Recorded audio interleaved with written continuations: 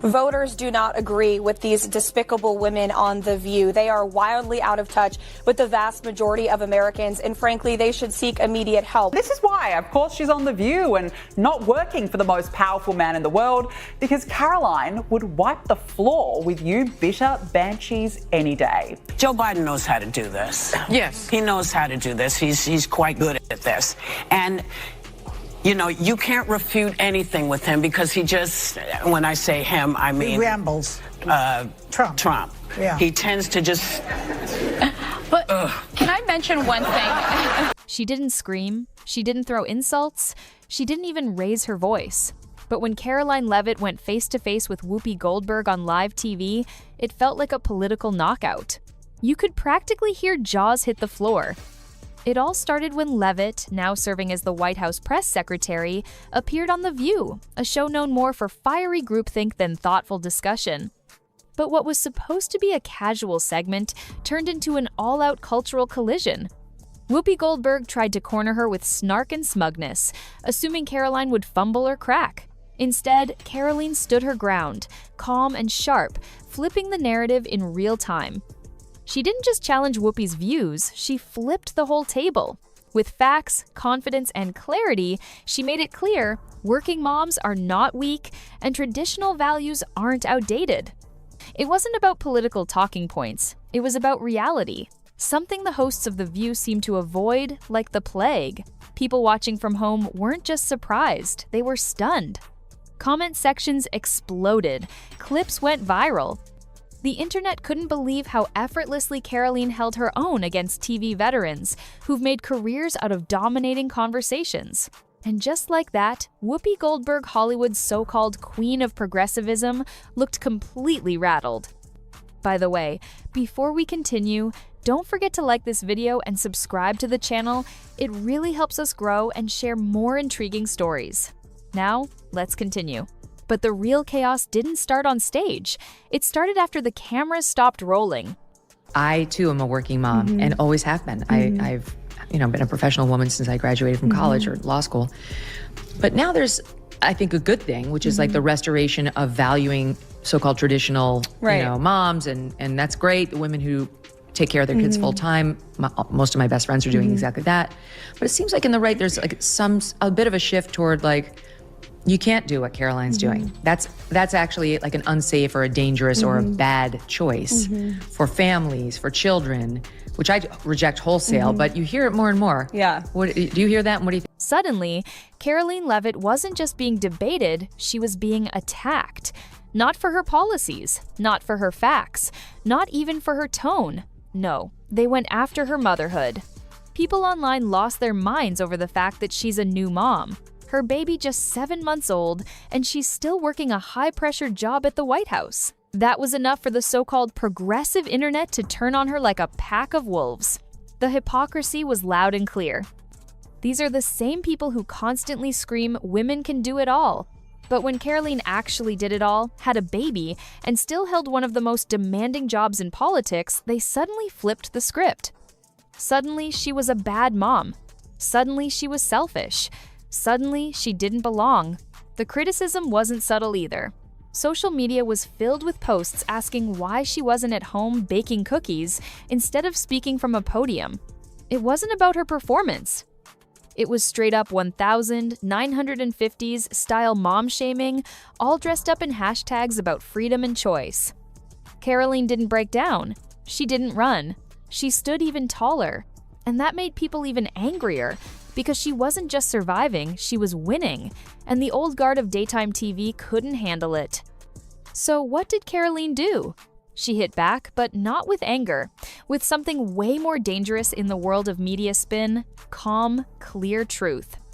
While the mob spiraled into finger-pointing and mom policing, Karoline stayed cool. No drama, no shouting, just raw, unfiltered confidence. She looked straight into the camera and said what so many working moms have felt but never get to say on TV. Yes, I'm a mom. Yes, I have a career. And no, I don't have to give up one to be good at the other.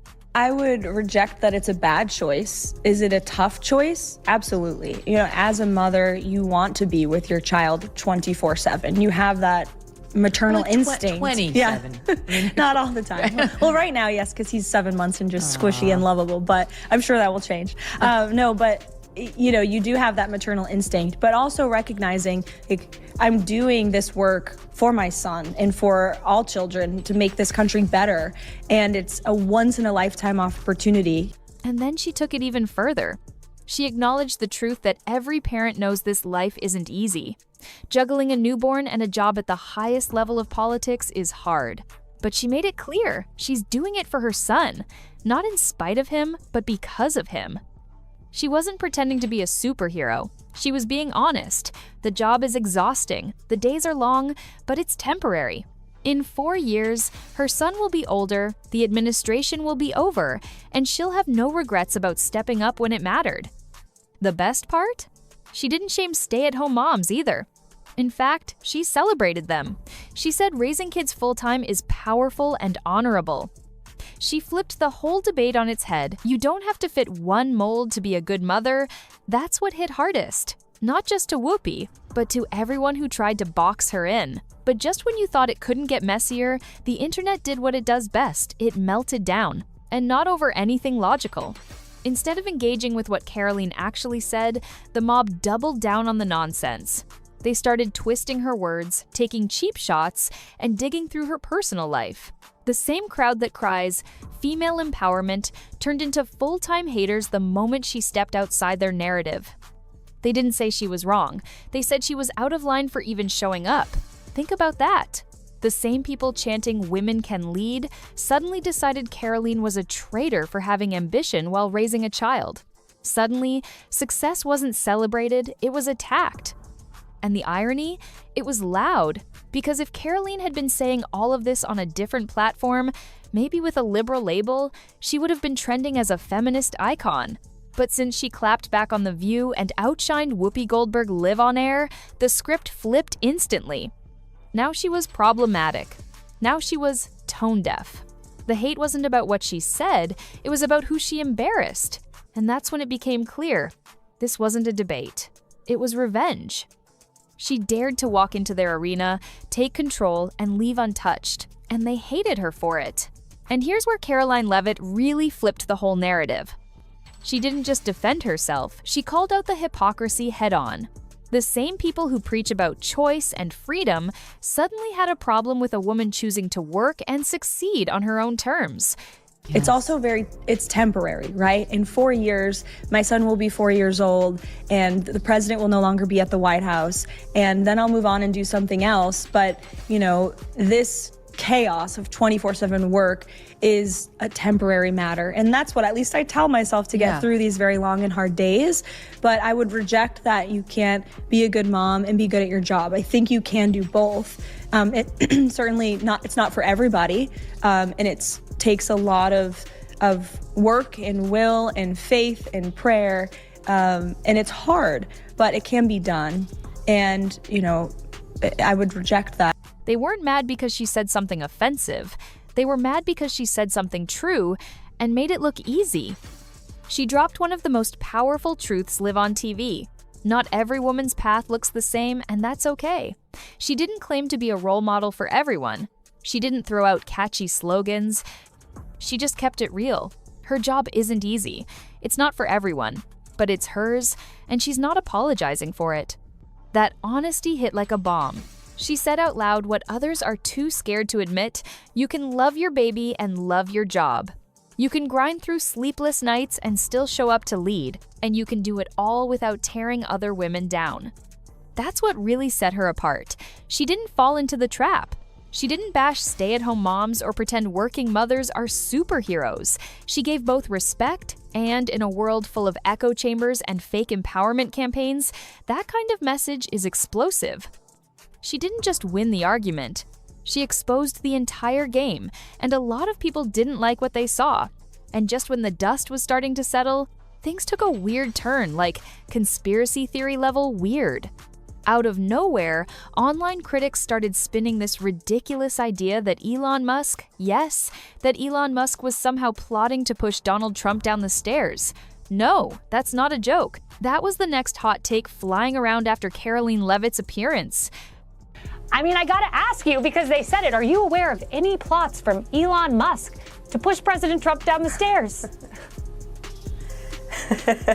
Absolutely not. Let me be unequivocally clear about that. And watching this clip, I couldn't help but think how ironic that Whoopi Goldberg and Joy Behar and the rest of the ladies on The View spend their time calling Republicans the conspiracy theorists. But they have been wrong about everything they have said over the last couple of years. They likened President Trump to Hitler. They have mocked him. They have shamed him. They have lied about him consistently on their show. And it was a joy to watch them on November the 6th when they realized that tens of millions of Americans do not listen to the lies that they have spewed. These women are completely out of touch with reality. So where did this even come from? Believe it or not, this insanity was actually being joked about on The View, as if it were serious political commentary.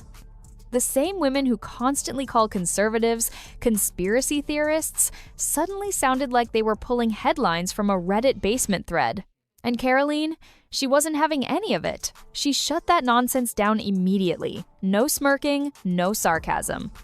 Just a firm, absolutely not. She called it what it was, complete garbage, and moved on without flinching. But the damage to The View was done. The more they tried to smear Karoline or distract from the real issues, the more ridiculous they looked. The audience could see right through it. Suddenly, Whoopi, Joy, and the others weren't seen as strong women defending their views. They looked like mean girls, desperate to win an argument they'd already lost. And Karoline, she wasn't rattled. If anything, she seemed sharper, more prepared, and even more unbothered. Every wild accusation only made her seem stronger. But The View wasn't finished. If they couldn't beat Karoline Leavitt in a debate, they were going to try something else, cheap theatrics. During a heated moment on the show, right after Donald Trump's name was mentioned, Whoopi Goldberg spat. A lot of women are preparing themselves for the impact of the incoming administration, which has led to this growing mantra from male right-wing incels. Your body, my choice. Say that to my face. Yes, spat on live national television. Not a metaphor. She literally spit on stage like some cartoon villain who just tasted sour milk. And for what? To make a point? To look tough? Whatever it was, it completely backfired. It didn't look bold, it looked unhinged. People weren't laughing. They were stunned. Karoline didn't yell or act shocked. She just delivered the line that shut it all down. Imagine being so rattled by one man's name that you start spitting like a toddler who hates broccoli. That moment said it all. The difference couldn't be clearer. Karoline was calm, composed, and focused on real issues. Whoopi was spinning out, literally, and viewers noticed. Then, Karoline went one step further and called out the double standard. Because if a conservative woman had spit after hearing Obama's name, the internet would have exploded with outrage. But when Whoopi did it, crickets from the usual defenders of civility. It wasn't a debate anymore, it was a meltdown, and Karoline had front row seats. Without raising her voice, she turned one of the most experienced talk show hosts on television into a viral embarrassment. The fallout from that moment, it was immediate and brutal. Social media exploded. Memes were flying faster than The View's producers could cut to commercial, and people weren't holding back. One user wrote, "These women are going to have to hide at some point. I wouldn't feel safe walking down the street if I were any of them." Another said, "She literally spat on half the country." The backlash was fierce. What was supposed to be a petty jab at Trump ended up looking like disrespect toward millions of voters. Must have really wrestled with how you were going to meet the high bar set by Karine Jean-Pierre. Was that... Sorry. Was that out loud? No, she was terrible. Yeah. I mean, come on. Yeah. So Yeah. how has your approach differed, would you say? I think it's vastly different. And if you ask people, even in the legacy media, even the Trump haters, they will tell you the approach has been much different. Not just from me, but the entire White House. Oh, absolutely. They come in my office every day and they'll admit that off the record. Oh. Maybe not on the record, but they will say they appreciate the access and the transparency and the preparation that goes into my briefings and everybody on our team. And Whoopi's stunt didn't just insult Trump supporters, it embarrassed the entire show. It turned a debate into a circus act. Meanwhile, support for Karoline Leavitt came pouring in. People respected how she kept her cool through it all. No gimmicks, no drama, just sharp, measured responses. She didn't just win the argument, she won people over. And the cherry on top? While The View hosts were melting down on air, many of the same journalists who criticized Karoline publicly were privately thanking her. Behind closed doors, they appreciated her transparency and how accessible she made the press room again. Even some Trump critics were admitting that she was doing a better job than anyone expected. So, while Whoopi was spitting on stage, Karoline was winning both the public and the press. Not with noise, with results. And here's where things got even more revealing. While the media was busy trashing Karoline Leavitt on air and online, behind the scenes, it was a totally different story. Journalists who slammed her in articles were walking into her office, smiling, shaking hands, and thanking her. Why? Because for the first time in years, they were getting real access again. Under the previous administration, the press was often locked out. But now, with Karoline in charge, even reporters who couldn't stand Trump were quietly admitting they appreciated how things were being run. Off the record, of course. They'd never say it out loud. But behind closed doors, a completely different tone. And then, Karoline dropped a bomb during an interview. She pointed to an Inspector General report showing that between 2015 and 2022, there was $71 billion in government fraud. That's not just waste, that's straight-up theft of taxpayer money. And when she brought it up, the press didn't want to talk about it. Instead, they zeroed in on her tone, her choice of words, and even her facial expressions. It was classic media deflection: ignore the scandal, attack the messenger. But Karoline didn't budge. She looked right at them and said, "Are you defending $71 billion in fraud?" That line hit like a hammer. No one had a real answer. Because the truth was too big to ignore, and Karoline made sure it stayed front and center. Right after exposing that fraud, you'd think the conversation would shift to the actual scandal. But nope, the media had other plans.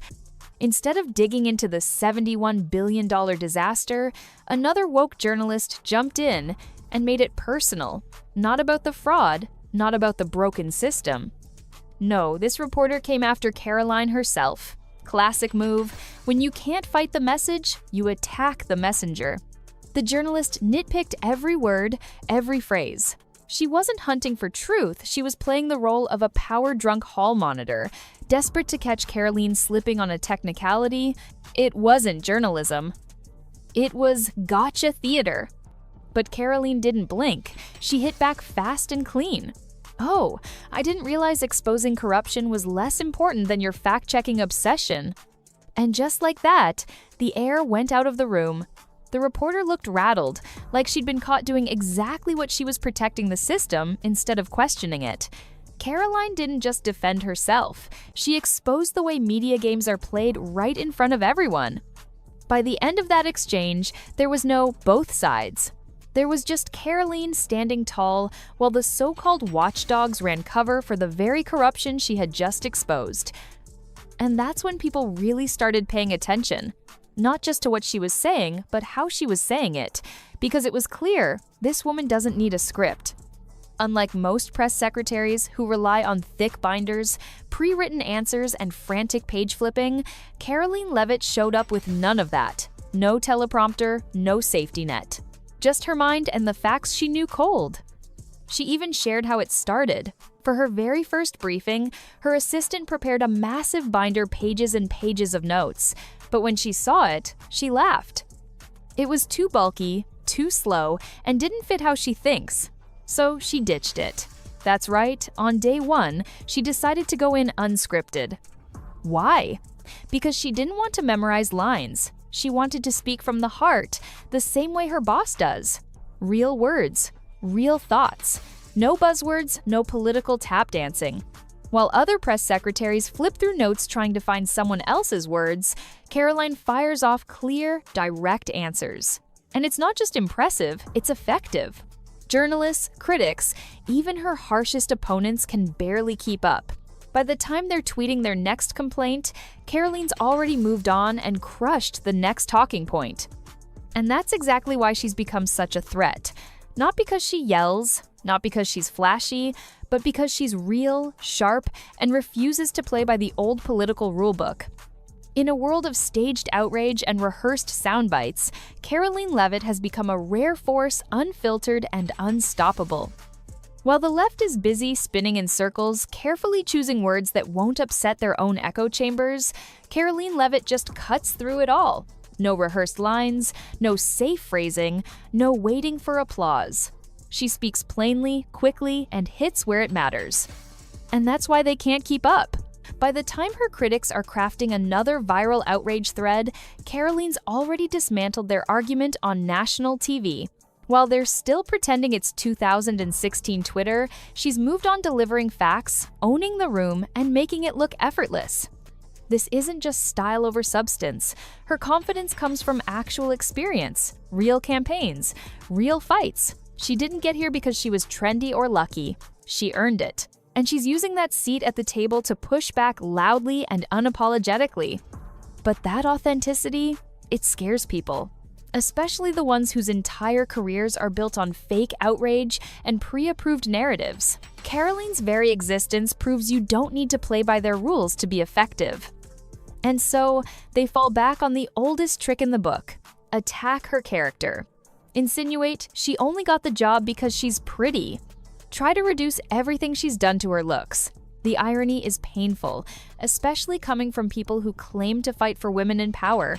But Karoline doesn't flinch, because the truth is she was making waves long before she stepped behind that podium. And that's what really shook them. Karoline Leavitt wasn't some random pick off a resume pile. Before she ever stepped up to the White House press podium, she was already a force. She had been the national spokesperson for a major political campaign and crushed it. That campaign, hugely successful. Communication, on point. That's why she was picked. Not because of looks, not because of favors, because she delivered. But the haters didn't stop there. They dug deeper, trying to discredit her by saying she was just a Trump pick, like that erases everything she's accomplished. Like her work, her grit, her experience meant nothing. And yet, when you look at her record, it speaks louder than any insult they can throw. This is the same woman who ran for Congress, not as a token, not as a placeholder. She went head-to-head against big names, including Matt Mowers, a former Trump official who was supposed to be unbeatable in the Republican primary. Guess what? Karoline steamrolled him. Sure, she lost in the general election, but it wasn't a landslide. And it definitely wasn't a joke. She made the establishment nervous, and she built a name that stuck. That campaign wasn't a PR stunt, it was her training ground. Every debate, every door knock, every insult thrown her way built the version of Karoline we're seeing now. Sharp, unshaken, and already 10 steps ahead of the people trying to take her down. And just when you think the drama's peaked, enter Joy Behar. Joy, one of the loudest voices on The View, couldn't resist taking a personal swing at Karoline. Her assessment? That Karoline only got her job because, in her words, she's a 10. That was it. Not her credentials, not her experience, just her appearance. It was pure jealousy, masked as commentary. Because when facts fail and arguments crumble, people like Joy resort to petty insults. And this one? It was loud, it screamed insecurity. Joy and Whoopi have spent decades on television, preaching about women's rights and female empowerment. But the moment a young, conservative woman rises through the ranks with intelligence and strength, they can't handle it. It's not politics anymore, it's personal. The truth is, Karoline's success rattles them. She didn't need a talk show couch, a Hollywood spotlight, or a media empire to be heard. She earned her voice. And now that she's using it, the veterans of daytime TV are scrambling to silence her, not because she's wrong, but because she's winning. They toss out the last weapon they have, character assassination. But it falls flat, because Karoline's record is solid. Her arguments are clear, and every time they try to drag her down, she only rises higher. While they're stuck in daytime drama mode, she's already reshaping the national conversation with facts, presence, and no apologies. If you enjoyed this video, don't forget to hit the like button and subscribe to this channel. Also, drop your thoughts in the comments. See you on the next one.